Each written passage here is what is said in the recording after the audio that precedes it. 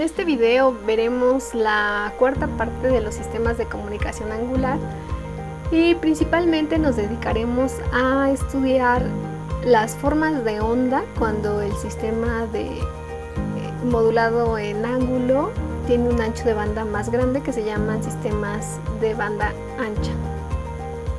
Y también veremos algunos resultados de la simulación que está disponible en el aula virtual. El FM de banda ancha, como habíamos dicho, es compleja, pero podemos acercarnos a su estudio si consideramos un mensaje muy simple. En la presentación, en la parte 3, considerábamos un mensaje que era un tono simple, que es un coseno de una frecuencia omega m, y ese coseno iba a modular a una portadora que también pues es un coseno y su frecuencia es omega c. Entonces el modelo matemático ya habíamos visto que se puede hacer un análisis y al final expresar este modelo como una suma exponencial compleja, y entonces el problema al final se resuelve nuevamente sumando muchos componentes sinusoidales de diferentes frecuencias y diferentes amplitudes.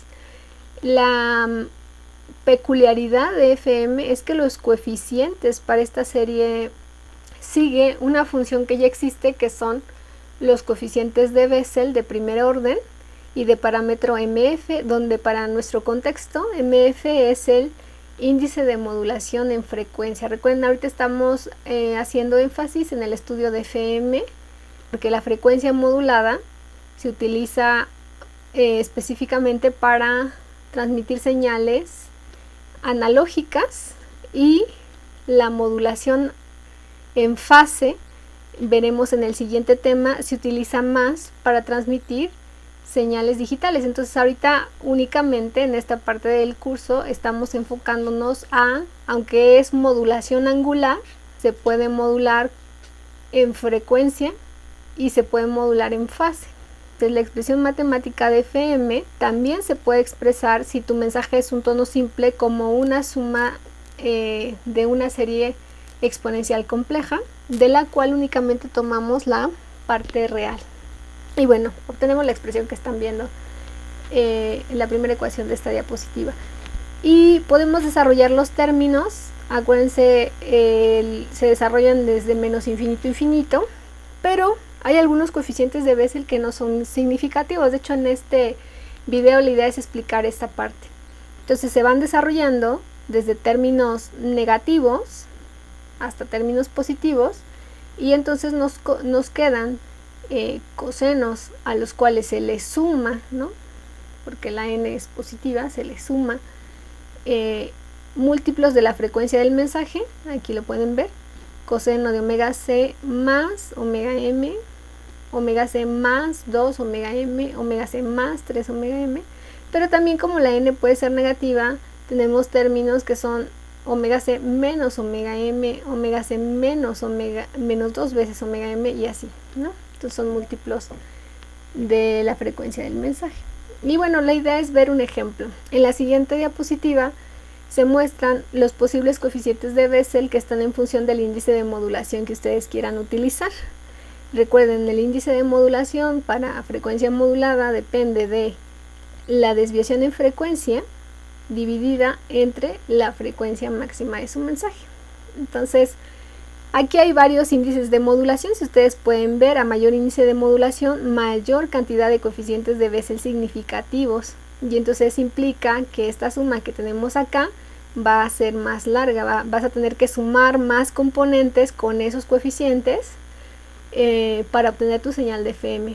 Entonces, cuando el coeficiente ya no se considera pues lo suficientemente grande como para ser considerado, ¿no?, que ya no es significativo, en la tablita vas a poder ver una raya. Entonces, por ejemplo, si tu índice de modulación es de 0.25, únicamente vas a tener J0 y J1.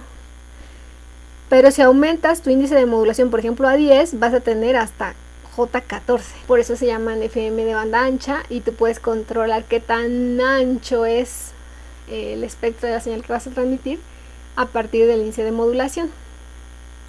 Bueno, entonces en el aula virtual está disponible ya el archivo donde puedes obtener estas gráficas. y en este lo que hago es genero el mensaje simple. Si metes un mensaje más complejo, la expresión matemática, si ya te parece compleja, se pone un poquito más interesante, pero en la portadora siempre va muchísimo más rápido que el mensaje. Entonces estoy utilizando un mensaje de 1 Hz con amplitud 1 y una frecuencia de 8 Hz. El espectro de magnitud lo pueden ver del lado derecho. Son impulsos centrados en 1 Hz para el mensaje y un impulso centrado en 8 Hz para la portadora. Aquí, aunque nunca me han preguntado eso, la amplitud del espectro de magnitud no coincide con, por ejemplo, los coeficientes que ustedes calculan a mano, ¿no? Cuando hicimos las series de Fourier no coinciden, porque esta función que nosotros tenemos en Scilab, que se llama MyFourier, está escrita para que las frecuencias queden justo a la frecuencia que va la señal de tiempo, pero las amplitudes no coinciden, ¿no? Por ejemplo, aquí dice que mide casi 1500, pero no tiene sentido para nosotros. Entonces, en estas, las frecuencias sí están centradas en donde deben de estar y las amplitudes muestran cantidad de puntos en lugar de magnitudes. Ahora, este mensaje y esta portadora nosotros la vamos a modular en frecuencia. Bueno, vamos a hacer la simulación con frecuencia y fase. Entonces vamos a utilizar constantes de fase de 2.4 radianes. Aquí también es importante que ustedes vean las dimensiones, en este caso son radianes. La constante de frecuencia pues tienen que ser radianes sobre segundo o en hertz, ¿no? Porque es frecuencia.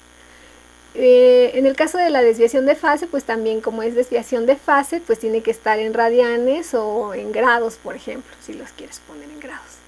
Y en el caso particular de la modulación en fase, la desviación de fase y el índice de modulación de fase es lo mismo, ¿no? Entonces, la desviación de fase en este caso es esta constante de fase por el voltaje máximo que va a tener tu mensaje. En este caso, como es un coseno, pues lo máximo que va a tener de amplitud es 1. El mínimo es -1.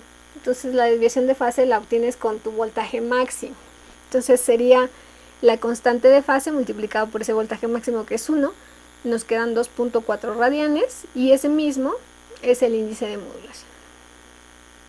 Recuerda, todas estas definiciones vienen en la parte 3 de la presentación. Después viene la desviación en frecuencia. La desviación en frecuencia es la constante de frecuencia multiplicada por el voltaje máximo del mensaje, que también es 1. Entonces aquí nos quedan 15.72 radianes sobre segundo. El índice de modulación, tomas esta desviación de frecuencia y la divides en la frecuencia máxima del mensaje. En este caso, como tu mensaje es un tono simple, pues su frecuencia máxima es 1 Hz. Y bueno, entonces haciendo este cálculo nos da un índice de modulación de 2.4. Si ustedes se fijan, este índice de modulación en frecuencia es adimensional, a diferencia de este que es de fase, que está en radianes, o puede estar, como les dije, en grados. Bueno, entonces con estos datos obtenemos un índice de modulación en frecuencia de 2.4. Nos vamos a la tabla de Bessel y nos dice que para 2.4 tienes el valor de J0 es 0, pero tienes hasta J5 que deberías de considerar y los demás ya son tan pequeños que son despreciables. J0 es el coeficiente de la portadora de acuerdo a nuestro modelo matemático y estos coeficientes que están acá, de J1 a J5, son los coeficientes de cada uno de los componentes laterales que están a la derecha de la portadora, pero si recuerdas, la expresión matemática también tiene valores negativos, entonces también estos coeficientes hay que considerarlos para formar la parte cuando n es menor que 0.